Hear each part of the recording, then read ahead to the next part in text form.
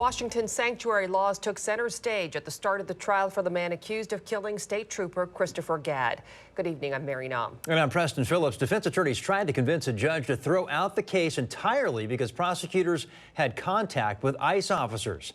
The defense argues that was a violation of Washington law. KOMO's Jeremy Harris reports from Snohomish County on the judge's ruling and why the defense claims media coverage of the case has prejudiced potential jurors.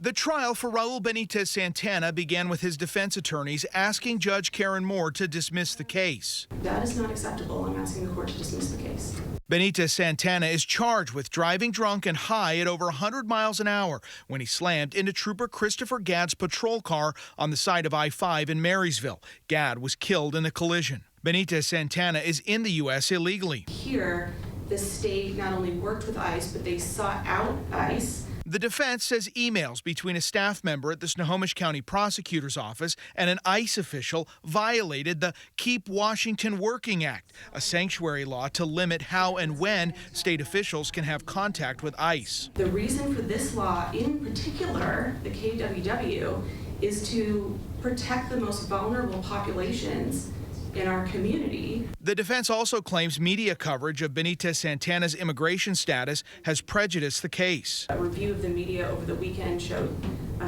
photos of a noose in response to a case online. There are comments about lynching. Prosecutors admit their staffer shouldn't have contacted ICE, but point out the detainer was placed before those emails were sent. And they argued immigration status is a valid concern while arguing for bail. Should a judge be aware of that when setting bail?